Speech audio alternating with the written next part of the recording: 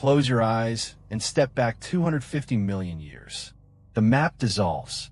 There are no familiar shorelines, no puzzle piece continents to recognize, only Pangaea, a single, sprawling landmass pressed together like the Earth's last deep breath. Around it lies Pangaea, a superocean so wide that horizons feel endless and the sun seems to sink into a bowl of metal. Inland, the world is quiet, and the quiet is dangerous. Air shimmers over hardpan. Dunes march like armies. Dry riverbeds hold the memory of rain the way bones hold the memory of movement. Nights are long and star-sharp. Days are fierce with heat and dust. Pangaea's eyes is more than a cartographer's curiosity. It creates its own weather. Near the coasts, monsoon belts lash the ground with seasonal storms. Swollen rivers carving wide floodplains before surrendering to drought. Farther toward the interior, the ocean's kindness cannot reach. Moisture dies in the air, leaving a core of desert, red beds, cracked mud, and woodland thickets only where rivers stubbornly persist. Here, life adapts by becoming leaner, tougher, and more cunning. Waterholes command migrations. Shade is currency. The sound of a distant splash can be a promise or a trap. Yet this landscape is not empty. It is ruled by monsters, but not the ones that first leap to mind. Before true dinosaurs become household names, their world belongs to other dynasties. The Saurosuchians, the Phytosaurs, and a great many reptilian lineages experimenting with bodies that run, lunge, crush, stalk, and wait. On land and in the shallows, everything that lives is measured against teeth and time. If you walk the floodplains of what is now North America, you might feel a change in the air the way antelope do, a pressure shift, a gravity of attention drawing toward you from the scrub. That is the empire of Postosuchus, a tank-bodied predator with armor like cobblestones and legs set beneath it for a high stance and sudden chase. It is not a dinosaur, though it wears power with the same confidence. It does not need to run far. It needs only to be inevitable. Fossil trackways and bone beds tell us. This animal did not nibble. It ended things fast, decisive, final. Head south across the supercontinent, and the floodplains broaden into braided rivers and oxbow lakes. There, a heavier shadow moves. With the authority of drought itself, Saurosuchus, a walking fortress, thick-plated, broad-skulled, a conqueror that does not need speed to rule. It waits at the water's lip because everything thirsty becomes predictable. When it strikes, the river remembers. Mud records the story in slides and gouges. Bones keep the punctuation. Not every hunter is an armored bulldozer. In the riverlands, that would someday be South Africa, one lineage perfects a different design, a giant head on a body built like a battering ram. Think of the skull that walks, a predator whose bite is the argument, whose teeth are the closing statement. It is not a careful stalker. It is an encounter you do not walk away from. Power, here, is a language all its own. Even so, Pangaea is a laboratory that never tires of trying new answers. Where bulk cannot go, speed flows. In the sandy flats of Proto-Europe, a light-framed, two-legged hunter lengthens its stride. Lilian sternness, air in its lungs, distance in its legs, chooses a different path to an apex. Pursue, harry, and never let the gap close in the other direction. Its prey is varied. Fleet reptiles skittering between scrub patches. Small early dinosaurs trying their luck at twilight. Anything whose first mistake is hesitation. Speed turns the open plain into a net you cannot see but cannot outrun. But Pangaea does not end at the shoreline, and the shoreline is not the edge of danger. Slide down into the tea-colored water of a Triassic river, and the rules change without warning. Mud becomes ambush. Floating wood is not wood. The surface breaks quietly, and nostrils positioned high on a long snout let a hunter breathe while remaining almost invisible. This is the realm of the Phytosaurs, crocodile-like only by coincidence of design. Saurosuchus lurks here, a master of waiting, a teacher of the lesson that patience and violence are not opposites. When the head rises, everything else goes down. Sometimes the water itself stands up. In steaming swamps that will harden into the Carolinas, an animal with the speed of a runner and the jaw of a butcher stalks the margins. Carnifex carolinensis, the Carolina butcher, walks closer to a bipedal stance than its modern crocodilian analogs, hinting at evolutionary roads taken and abandoned. Its teeth are knives, not crushers. Its hunting style a sprint, not a grapple. Here, rivers do not only hide predators, they build them. And beyond the coasts, Panthalassa opens like a colossal mirror. Out there, light becomes distance and distance becomes scale. In the open blue, ichthyosaurs claim a kingdom fashioned by hydrodynamics. Sleek, deep-chested, propelled by sweeping tails, they own a speed that feels like silence from the deck of time. Among them swims a giant, Shastasaurus, a sleek titan, long as a bus, moving with the economy of a blade through silk. Its strategy is not the shrapnel of teeth, but the physics of suction. Approach, open, and the ocean delivers dinner in a rush of pressure and collapse. No chase, no thrash, just the sudden, ruthless mathematics of vacuum. Closer to shore, between kelp-like fronds and reefs that will someday make limestone cliffs, smaller marine reptiles turn nimble into deadly. Nothosaurus slides between water and land. Web feet stroking forward, ribs flexing, jawline studded with backward curved teeth that grip rather than slice. Amphibious life is a compromise. It is also a superpower. When the tide recedes, a new hunting ground appears. When it returns, escape paths multiply. But for every ambush from the reeds, the open ocean answers with brute force. In deeper channels and along continental shelves, a predator with flippers like scythes and a skull proportioned for impact erupts from depth with the speed of a thrown spear. Liopleurodon, a short-necked pliosaur, perfects the art of ambush in 3 dimensions. Approach in darkness, accelerate beyond the prey's reflex, clamp, and angle down. Whether you're a fish, reptile, or something unlucky enough to stray offshore, the margin for error is measured in heartbeats. None of these strategies emerged in a peaceful world. The Triassic opens from catastrophe. The Permian Triassic extinction, the worst die-off Earth has ever endured. In its wake, ecosystems are patchwork quilts, empty guilds, vacant niches, broken food webs stitched together by survivors. Opportunity and danger become synonyms. Reptiles diversify explosively, experimenting with forms that seize the land, water, and eventually the air. This is not yet the reign of the dinosaurs, but their prologue, an age where their relatives test the edges of what bodies can do. If you listen closely while you fall asleep, you can hear how the world teaches itself to live again. Wind pushes silt into bars that seed forests. Rivers shift course and write new maps. Small, feather-like coverings begin to appear in lineages that will become birds and dinosaurs, not for flight, but for warmth, to endure cold nights and harsh seasons on a continent where inland winters can bite. Miniature ancestors skitter in leaf litter, pursuing insects with precision jaws. They are small because small survives better under extremes. On this proving ground, being light is not a weakness. It is a strategy.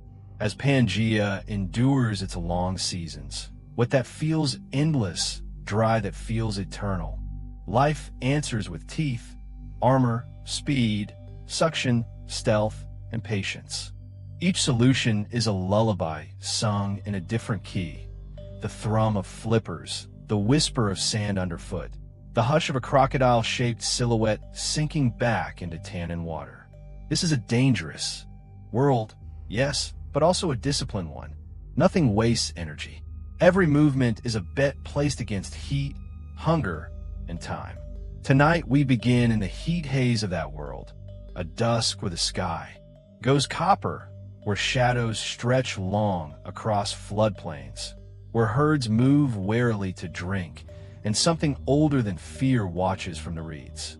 In the next chapter, we'll walk closer, down into the cracked mud and along the river margins, to meet the land's ironclad tyrants, the river's ambushers, and the runners that turned open ground into their hunting ground.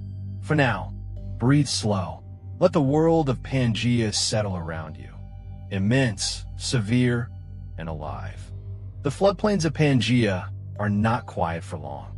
The riverbeds may be dry, the soil cracked, but tracks in the dust tell a story. Three-toed impressions, deep claw marks, the drag of a tail. Something has passed this way, and the silence that follows is heavier than thunder. On this stage of heat and scarcity, survival belongs to those who can kill without hesitation. At the crest of this hierarchy stands Postosuchus, the crocodile from the past, though it is no crocodile. Imagine a creature 20 feet long, armored like a tank, its hide a lattice of bony plates. Nearly 1,000 pounds of muscle and bone poised on legs set beneath the body, not sprawled to the side like lizards, but upright, efficient, powerful. This posture grants speed, a predator's edge. Fossil reconstructions even suggest it could rear back on hind legs, lunging forward like a terrible parody of the dinosaurs that would come later. Its head is a fortress of weaponry. Serrated teeth slice like blades. The jaws do not simply close. They shear, crush, and dismantle. To see Postosuchus was to meet inevitability. It stalked river margins in what is now North America, a ghost in the red mud, striking at anything careless enough to stray within reach. Some paleontologists argue it preyed on the earliest dinosaurs, small, two-legged creatures still finding their place in the Triassic. If so, then before the Tyrannosaurus ever dreamed of ruling the Earth, Postosuchus was already writing the manual on domination. But there is another king, heavier, slower, and somehow even more terrifying. Saurosuchus, the lizard crocodile, did not need speed. At nearly 23 feet long and weighing over 2,000 pounds, it embodied inevitability. Imagine a walking fortress of armor plates, tail thick as a log, skull broad and crushing. It haunted what is now Argentina, patrolling riversides and floodplains. While Postosuchus could sprint, Saurosuchus relied on intimidation. It did not hide in shadows. It approached openly, each step declaring that resistance was futile.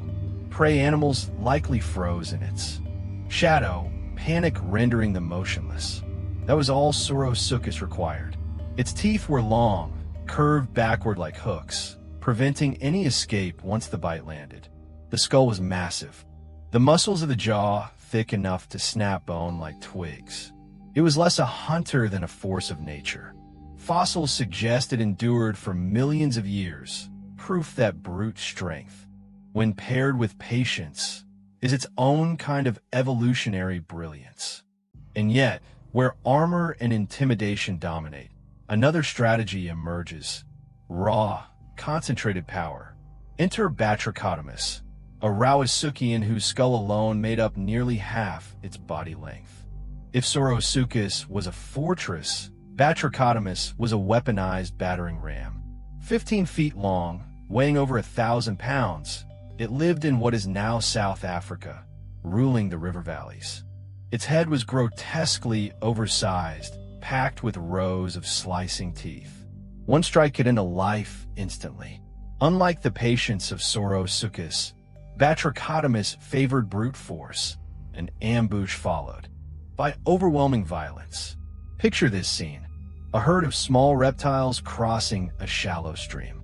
The water ripples, mud swirls, and then a shadow, erupts. In an instant, teeth close around a victim. The skull's momentum alone crushing bone. The water settles again, leaving silence, save for the steady flow downstream. For Batrachotomus, speed was irrelevant. It needed only one bite. But the Triassic world also rewards agility. Among the armored titans, some predators refine the art of pursuit. Liliensternus, discovered in what is now Germany, shifts the paradigm.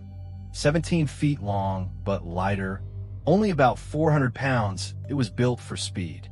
Long, sinewy legs stretched beneath a slim frame, tail acting as counterbalance. It could chase rather than ambush, running down prey in open ground.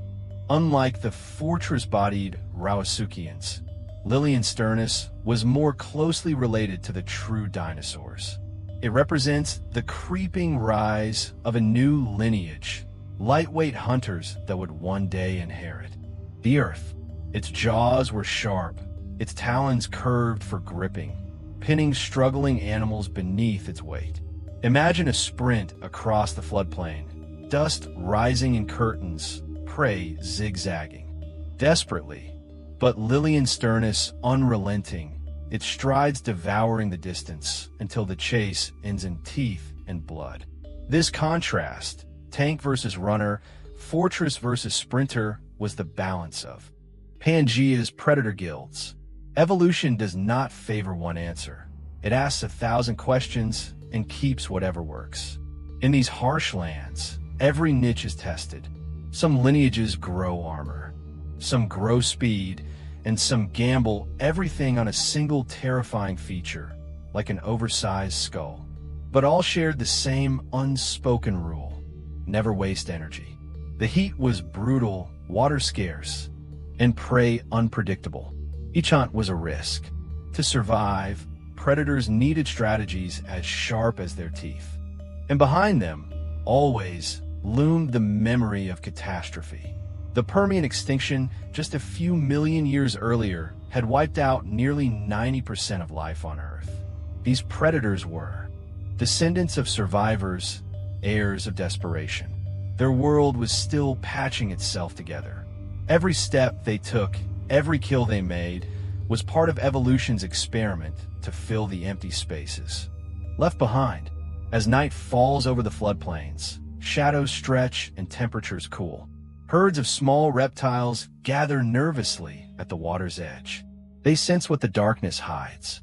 Armor-plated giants, skull-heavy brutes, and runners with claws sharp as glass. The air itself is thick with tension.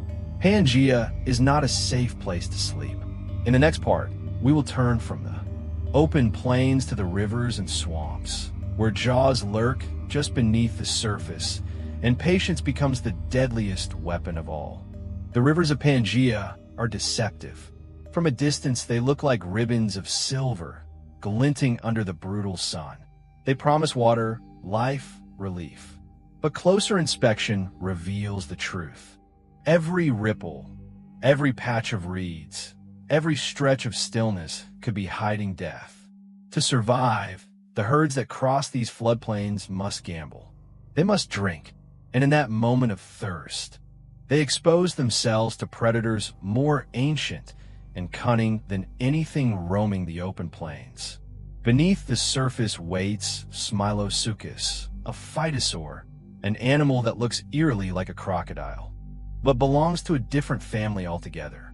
20 feet of muscle and scale, a skull lined with interlocking teeth, and a body designed to vanish beneath murky water. Unlike modern crocodiles, its nostrils sit high on its head, allowing it to breathe while nearly invisible. It waits motionless, the water flowing around it as if it were part of the river itself. Then an eruption. A burst of power launches upward, jaws clamped shut with shocking precision, and a victim is dragged under before the herd has time to scatter. Saurosuchus is not alone in these waters. In the swamps of what is now the southeastern United States, another predator sharpens the art of ambush to a terrifying degree. Carnifex carolinensis, the Carolina butcher, smaller than Saurosuchus, but faster and more agile. Carnifex stands out for its unusual anatomy. Unlike modern crocodiles, it likely moved bipedally at times, its powerful hind limbs propelling it in short sprints. 10 feet long, weighing around 1,200 pounds, it combines speed with its jaw bristling with serrated teeth designed for cutting rather than crushing. It does not wait idly for prey to approach. It hunts, it pursues, it butchers.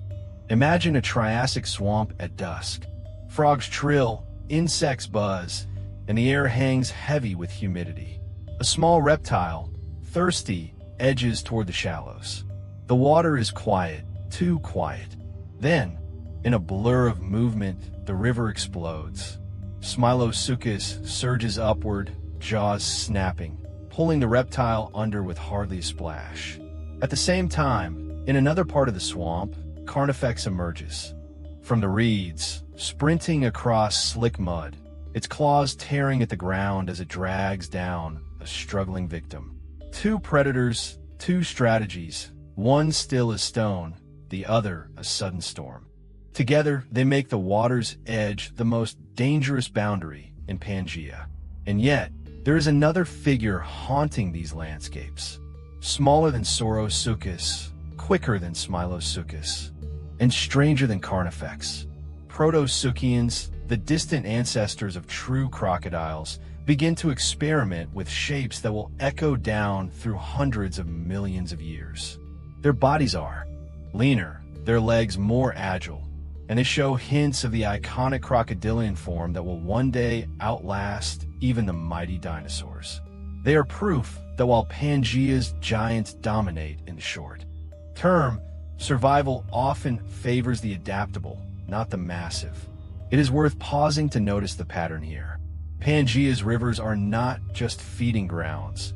They are evolutionary crucibles.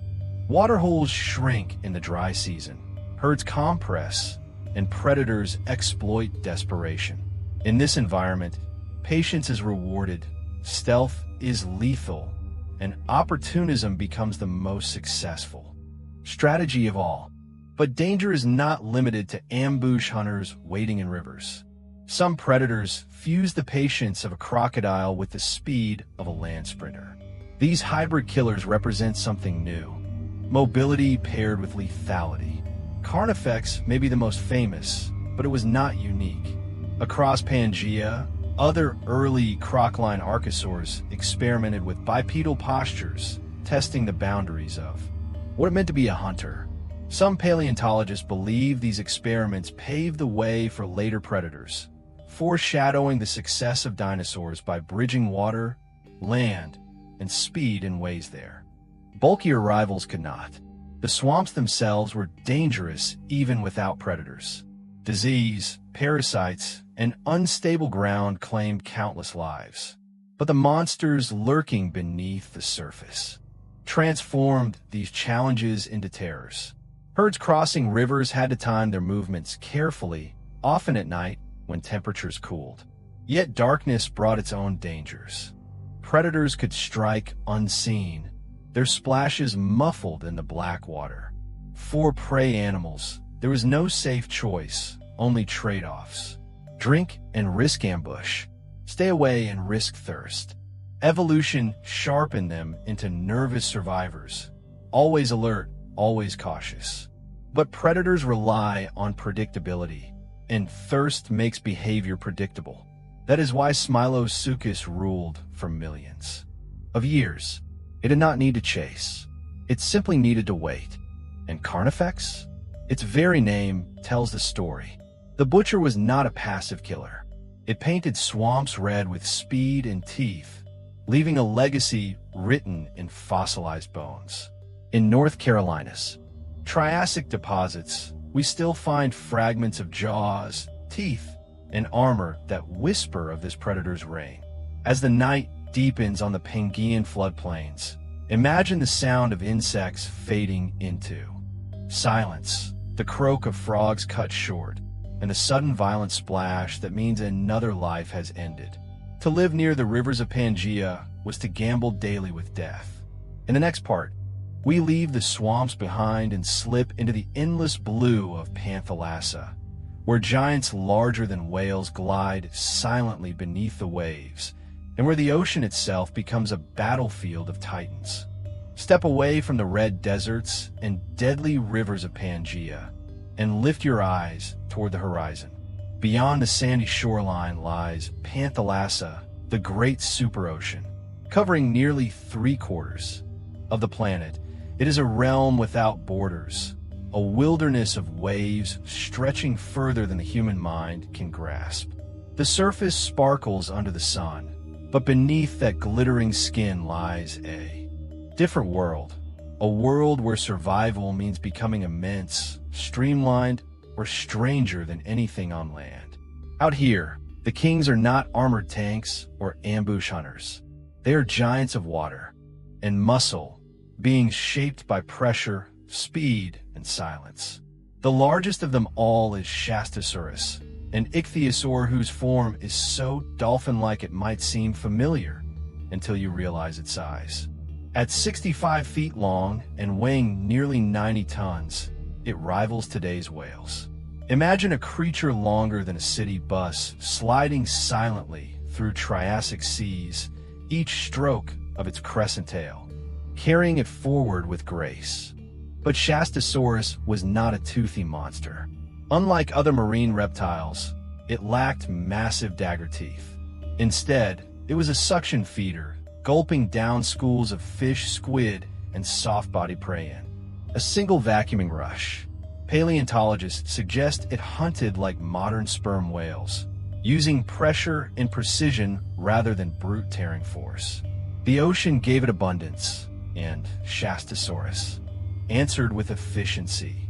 Closer to shore, in lagoons and shallow seas, another predator emerges, Nothosaurus.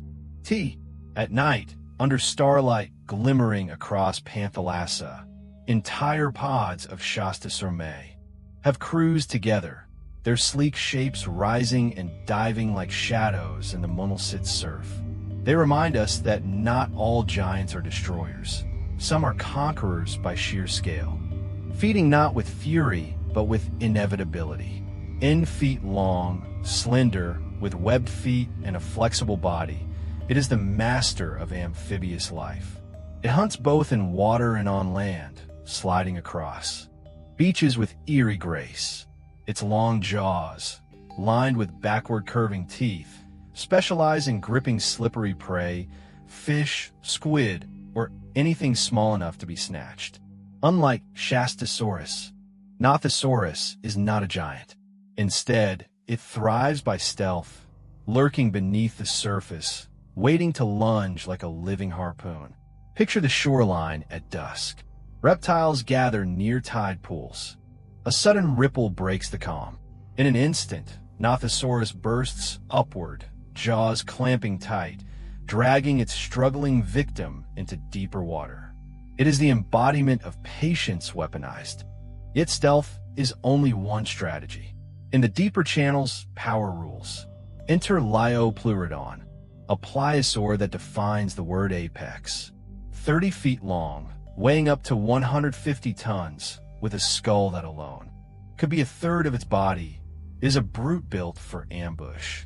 Its teeth, 4 inches long and serrated, are perfect for slicing through flesh. Unlike the slow giants, Liopleurodon is an athlete of the abyss. Its massive flippers act like wings, propelling it through water with terrifying bursts of speed. It does not chase for long. Instead, it lunges from below, clamping down and dragging its victim into darkness. Fossil evidence suggests its bite force rivaled the strongest predators in Earth's history. Imagine the terror of a creature that can appear without warning, jaws locking shut, pulling you into the eternal quiet of the ocean floor. Before Liopleurodon, another titan claimed these seas, Thalatorkarkan, the ruler of the seas.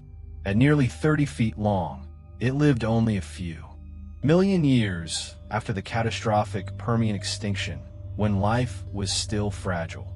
While ecosystems struggled to rebuild, Thalatorcarcon surged to the top of the food chain. Its teeth were blade-like, designed not just to pierce but to slice through flesh and bone. Unlike Shastasaurus, which feasted on fish, Thalatorcarcon may have hunted other marine reptiles. Predator eating. Predator, a reminder that in the Triassic Ocean, nothing was untouchable. To imagine its reign is to picture an ocean still raw from catastrophe, where the first true sea monsters evolved not from abundance, but from desperation. And then there is the strangest of all, Helicoprion, a cartilaginous fish with a weapon no other animal has ever possessed. 25 feet long, it looks shark-like at first glance, but its lower jaw unfurled into a spiraled saw blade of teeth, coiled like a circular saw, spinning forward with every bite. For decades, paleontologists debated its purpose. Did it slice soft-bodied squid? Did it grind fish into pulp? Fossils suggest its bizarre spiral evolved for shearing prey with uncanny efficiency. Helicoprion swam long before dinosaurs, and its design is proof that evolution does not always seek beauty, it seeks survival, even if survival looks like nightmare machinery. Imagine swimming in Triassic seas, watching shadows glide overhead, and suddenly realizing one of those shadows hides a jaw that spins like a weapon. In Pangaea, every strategy is tested. Giants rise from abundance.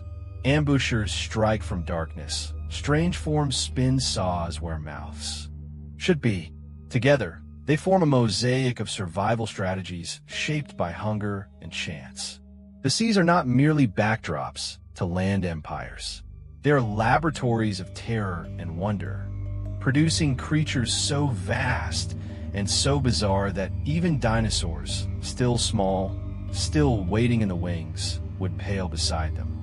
At dusk on a Triassic shoreline, you would hear waves lapping, see phosphorescent plankton glittering in the surf, and know that beneath, leviathans moved unseen. For Pangaea, the land was brutal, but for Pangaea, the ocean was eternal. In the next part, we will lift our gaze upward, beyond the waters, to the skies, where wingspans as wide as houses cast shadows across the beaches, and the first rulers of the air begin to hunt. When the seas boiled with ichthyosaurs and pliosaurs, and the plains trembled under the weight of armored predators, the skies above Pangaea were no safer. For the first time in Earth's history, the air itself became a hunting ground. The invention of flight, fragile, miraculous, and deadly, changed the game forever. It began with the pterosaurs, a group of flying reptiles whose thin, hollow bones and membranous wings allowed them to claim a kingdom no creature had held before. Their arrival turned coastlines, lakes, and open floodplains into places of danger from above. Prey no longer had to fear just the jaws lurking in water or the claws waiting in grass. Now, death could fall silently from the sky. Imagine standing on a Triassic shoreline, the sun hot on your back, when a shadow sweeps across the sand. It is Tropeognathus, a flying reptile with a wingspan of more than 26 feet, its silhouette as large as a glider. Its long, blade-like jaws are lined with teeth sharp enough to snatch fish from the surface of the waves. Tropeognathus was built for soaring. Its hollow bones reduced weight, while its vast wings let it glide effortlessly across entire coastlines, conserving energy as it hunted. Fossils suggest it could ride air currents for miles, crossing seas and rivers without landing. Imagine watching it tilt sideways in the air, dipping its jaws toward the surf, pulling up wriggling prey in a motion so smooth it looked like sleight of hand. For animals below, the experience must have been terrifying. One moment the sky was clear, the next, a gliding shadow meant death was already in motion. If Tropeognathus was a giant, Ornithocheirus was a monarch. Nearly 30 feet across, this colossal flyer was among the largest of its kind. Its size alone demanded respect, an airborne fortress, gliding with the confidence of inevitability. Some paleontologists believe Ornithocheirus could travel for days without landing, migrating across vast stretches of Pangaea's superocean in search of prey. Its long jaws, lined with conical teeth, specialized in gripping slippery prey like fish and squid. To witness one descending from the clouds would have been to watch a battleship fall from the heavens. Coastal ecosystems bent around it. Where Ornithocheirus flew, it ruled. Not all pterosaurs relied on sheer size. Some embraced speed and precision. Pterodactylus, found in what is now Brazil, had a long, narrow snout that looked disturbingly like a crocodile's, packed with needle-like teeth. With a wingspan of 16 feet, it was built for agile maneuvers, a missile of bone and membrane. Pterodactylus hunted like a heat-seeking predator, diving toward rivers and estuaries with unerring accuracy. It was not the biggest, but it was fast, sharp, and relentless. To fish shoals and shallow lagoons, it was death from above, swift, sudden, and merciless. Then there were the strange ones. Litiodactylus, meaning toy finger, was so unusual that when its fossils were first unearthed, many thought it was a hoax. With a wingspan of 13 feet, sharp teeth, and a strange crest on its snout, it looked almost like a prehistoric fighter plane. But Litiodactylus was notoi. Its aerodynamic build made it a master of coastal flight, swooping over lagoons and beaches, hunting with precision. It is a reminder that evolution sometimes produces forms so bizarre that even scientists struggle to believe they are real. These flying reptiles were more than predators, they were pioneers. Before them, no creature had ever ruled the skies. With wings of skin stretched over elongated fingers, they turned air into territory. They exploited coastlines, rivers, and estuaries in ways land predators could not. And as their numbers grew, they reshaped ecosystems, forcing prey to evolve new defenses. But their dominance did more than change survival on Earth. It altered the rhythm of landscapes themselves. Shadows now mattered. Herds moved differently, scanning not just the ground and water, but the empty space above. Prey animals adapted to the constant threat of a dive, clustering near cover or moving at dusk when the sky was dimmer. Flight itself became an evolutionary arms race. Size, speed, and strange crests competed with one another. Some relied on endurance, soaring like kites on ocean winds. Others relied on agility, darting across lagoons like arrows. Together they filled the skies of Pangaea with an aerial ballet of terror and survival. Now imagine the complete scene. On the floodplains, Postosuchus stalks with armored inevitability. At the rivers, Saurosuchus waits with patient jaws. In the seas, Liopleurodon lunges from the depths. And overhead, Tropiognathus glides silently, its shadow sweeping the sand. Pangaea was a world where danger layered itself threefold: land, water, and air, each one with monsters perfectly designed for their realm. And yet, even amid these terrors, evolution was still experimenting. The age of pterosaurs was only beginning. Soon, the skies would belong to creatures even stranger and more specialized. In the next part, we descend once more to the land, where dinosaurs, small, fragile, and newly born, begin their slow, astonishing rise from obscurity to dominance. While the skies filled with soaring pterosaurs and the oceans thundered with leviathans, on land something small and almost overlooked was stirring. These were the first dinosaurs, not the towering titans that dominate our imagination, but creatures scarcely taller than a human child. Fragile, swift, and underestimated, they walked into a world already claimed by the armored Rausuchians and giant amphibians. And yet, from these small beginnings came the rulers of the next 165 million years.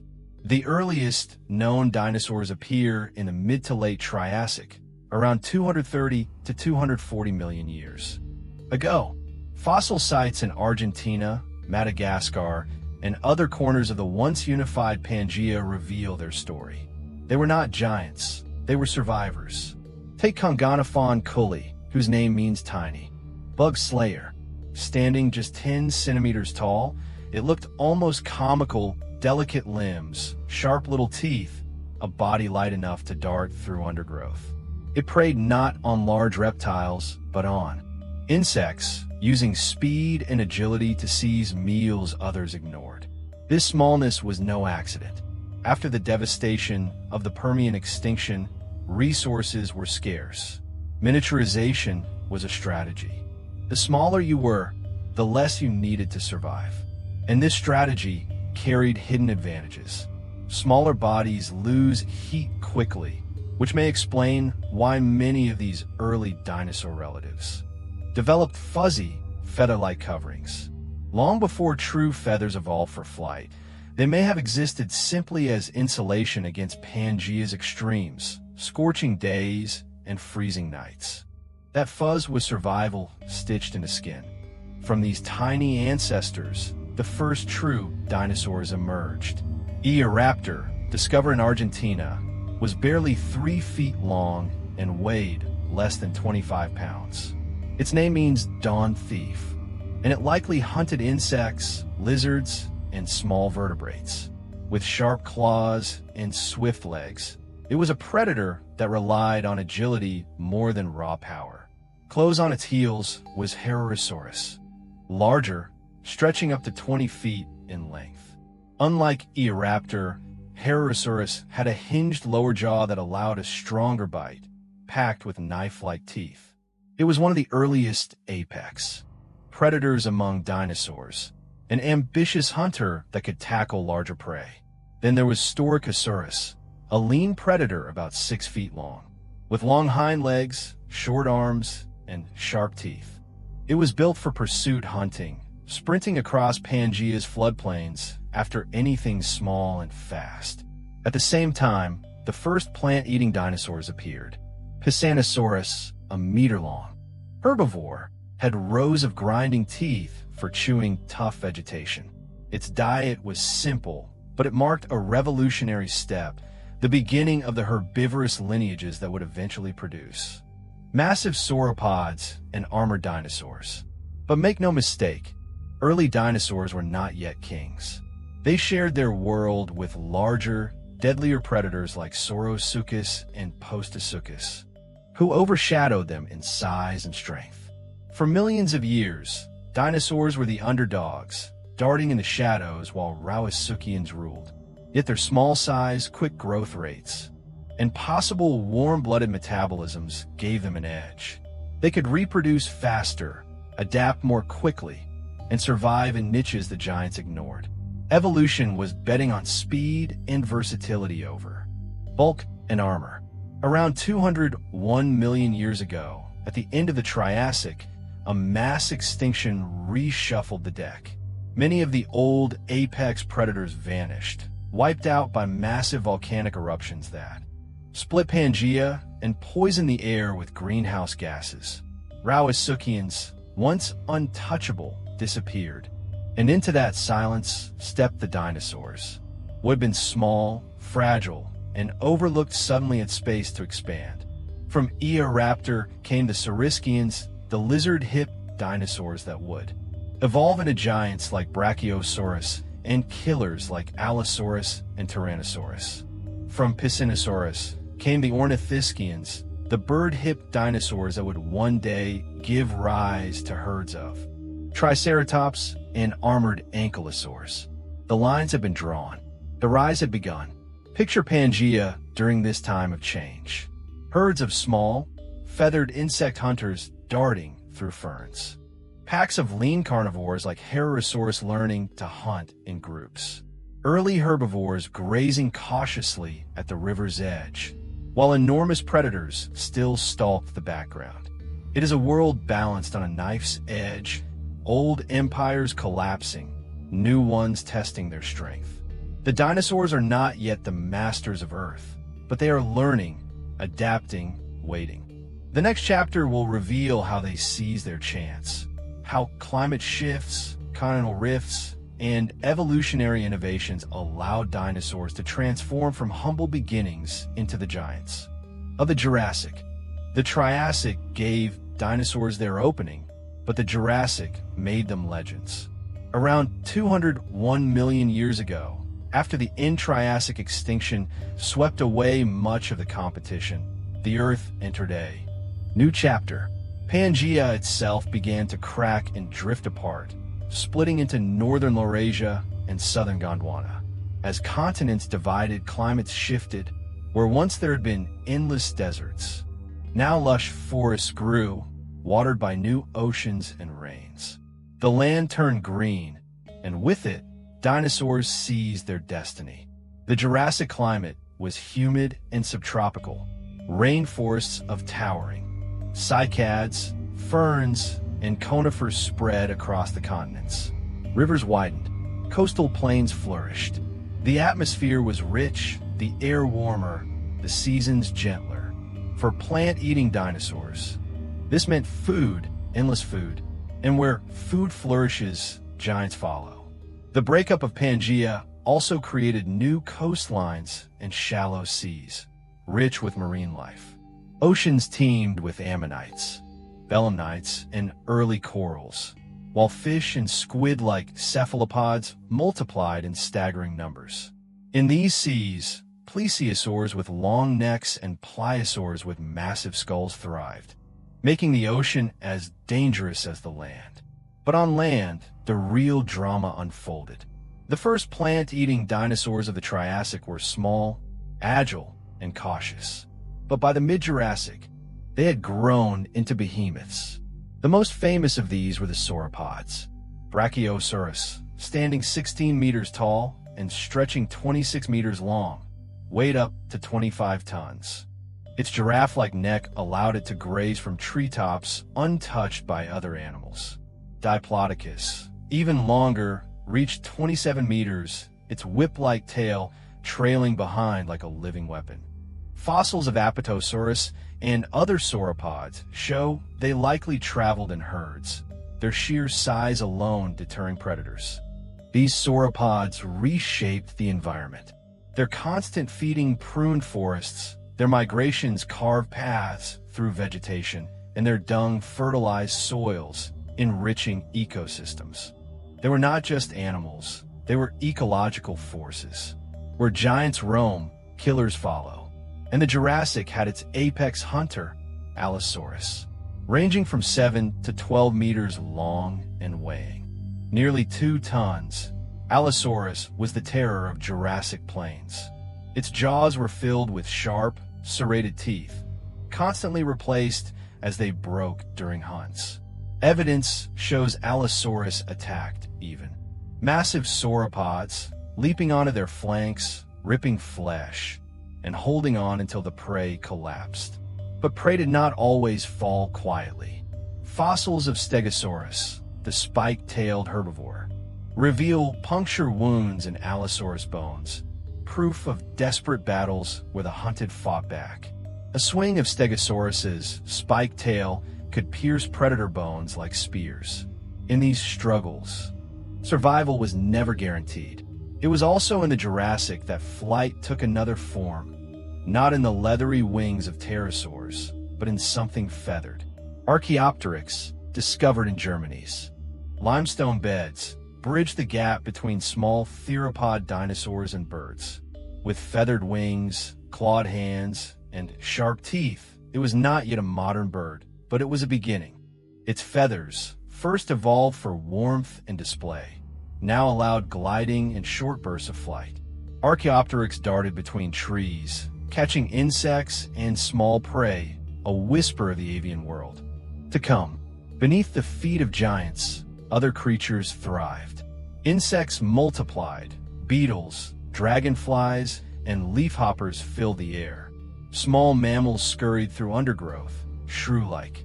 Insect eaters, nocturnal, overlooked by the giants towering above them. They were tiny, fragile, but resilient, laying the groundwork for a future no one could yet imagine. The Jurassic world was a balance of extremes. Enormous sauropods shaping forests with their appetites. Armored herbivores like Stegosaurus defending themselves with bone and spike. Predators like Allosaurus pushing the limits of strength and strategy. New flyers like Archaeopteryx testing the air with feathered wings. This was not just the age of reptiles, it was the age of possibility. Dinosaurs had grown from fragile survivors of the Triassic into masters of a green, thriving Earth. But the story does not end here. As the Jurassic gave way to the Cretaceous, even stranger creatures would emerge. Some would be colossal, others feathered, others armored like tanks. And lurking among them would be the most infamous predator of all, Tyrannosaurus rex. The Cretaceous period, beginning about 145 million years ago, was Earth's final act before the curtain fell on the dinosaurs. It lasted nearly 80 million years, longer than the entire span from the first humans to the present. And during this age, dinosaurs reached their greatest diversity, size, and power. This was the true golden age of reptilian dominance, when ecosystems brimmed with predators and prey so astonishing they seem pulled from dreams. At the top of the Cretaceous food chain stood the most famous predator of all time, Tyrannosaurus rex, stretching over 12 meters and weighing up to 10 tons. Rex was not just big, it was engineered for destruction. Its skull alone was nearly 5 feet long, with bone-crushing jaws capable of exerting a bite force of 8,000 pounds per square inch, one of the strongest in Earth's history. Some scientists argue its teeth were like steak knives fused to crowbars, designed to not only cut but pulverize bone. And yet, Rex may not have been the solitary monster we imagine. Tracks suggest it sometimes moved in groups, perhaps hunting cooperatively or scavenging together. Its keen sense of smell and forward-facing eyes hint at a predator that combined brute force with intelligence. To live in North America during the late Cretaceous was to live under the shadow of the Tyrant King. But even Rex did not rule unchallenged. Evolution had armed herbivores with extraordinary defenses. Triceratops, the three-horned face, grew to 9 meters long and weighed up to 12 tons. Its skull alone stretched nearly 3 meters, crowned with 2 enormous brow horns and a third shorter horn on its nose. Fossil evidence shows puncture wounds on Rex bones, signs that Triceratops could and did fight back, goring predators with devastating thrusts. Behind its horns rose a frill, possibly for display, defense, or thermoregulation. In herds, Triceratops would have been a wall of horns and shields, a living fortress against any hunter. Alongside the horned giants rolled the tanks of the Cretaceous, the ankylosaurs. Ankylosaurus, the largest of its kind, was over 6 meters long and covered in bony plates and spikes. Its tail ended in a massive club, swung like a sledgehammer with enough force to break bones. Imagine Rex lunging forward, only to be met with a shattering blow to the leg. Few predators risked a direct assault on these living fortresses. Not all herbivores fought with horns or armor. Many relied on numbers. The hadrosaurs, or duck-billed dinosaurs, spread across the continents in vast herds. They were adaptable, social, and diverse, some with elaborate crests on their heads. These crests may have functioned as resonating chambers, allowing them to call across great distances, a prehistoric symphony echoing across floodplains. Moving in herds offered protection. While individuals might fall to predators, the group survived. In numbers lay their strength, and their strategy succeeded. Hadrosaurs became some of the most widespread and abundant dinosaurs of the Cretaceous. Meanwhile, in South America, another kind of titan walked. Dinosaurs, one of the largest land animals ever, stretched up to 40 meters and weighed as much as 100 tons. To see one was to see a moving mountain, its long neck swaying as it grazed treetops, its footsteps shaking the earth. Predators like Giganotosaurus, a relative of T. rex, but nearly as large, stalked these giants. Yet even they may have hunted in groups to bring down such massive prey. The Cretaceous was not a world of peace. It was a world of constant contest, each creature's survival balanced against another's hunger. We often imagine dinosaurs in steaming jungles, but the Cretaceous world was far more diverse. At the poles, where long winters brought months of darkness, dinosaurs still thrived. Fossils reveal species like Nanosaurus, a smaller, feathered cousin of T. rex, adapted to snowy landscapes. Others, like horned dinosaurs and hadrosaurs, endured sub-zero temperatures, perhaps using feathers or downy coverings for insulation. The image of dinosaurs trudging through snow under the aurora is a reminder that they were not just tropical reptiles. They were adaptable, resourceful, and far more resilient than we once believed. By the late Cretaceous, Earth was a planet in bloom.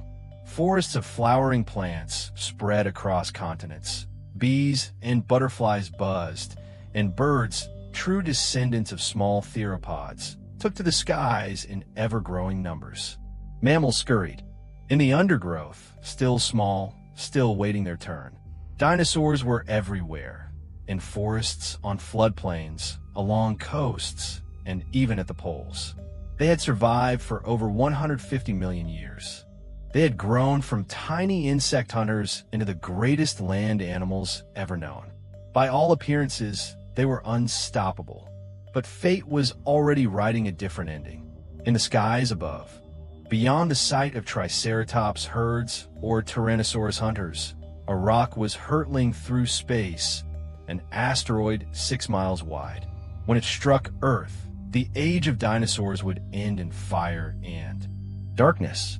In the next part, we'll walk into that final moment, the extinction event that ended the Cretaceous, and how, from its ashes, a new world arose. For over 165 million years, dinosaurs had ruled the Earth.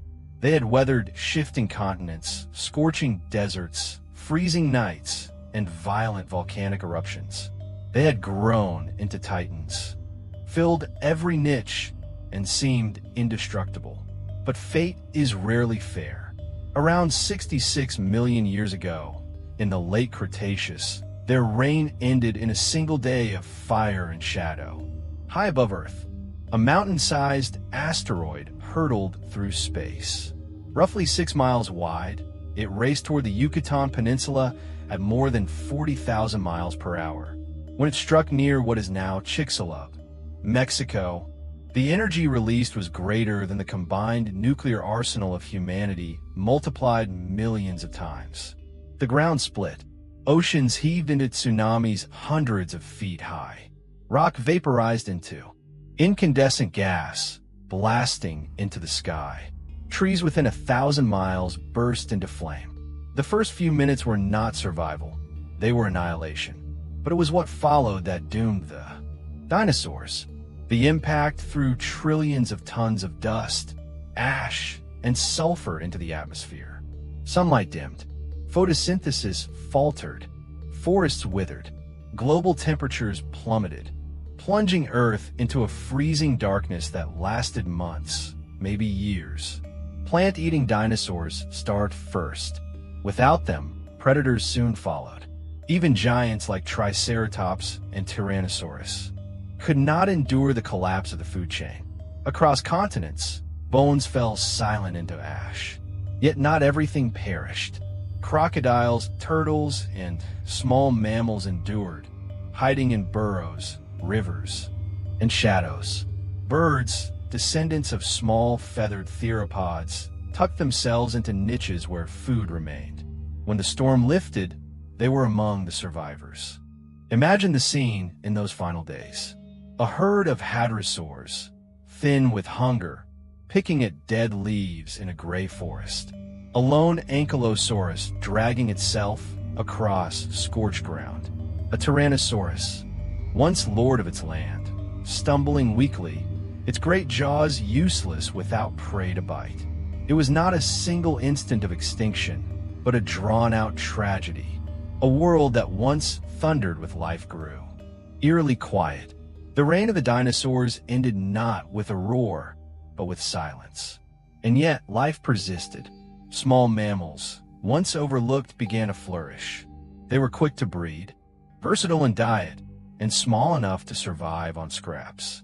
Birds, resilient and feathered, took to the skies once more, evolving into the dazzling diversity we see today.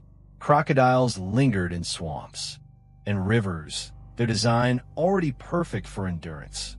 It is humbling to remember. Had you stood on Earth the day before impact, you would have sworn the dinosaurs would last forever. They had survived longer than any other group of large land animals. And yet, in a geological instant, they were gone.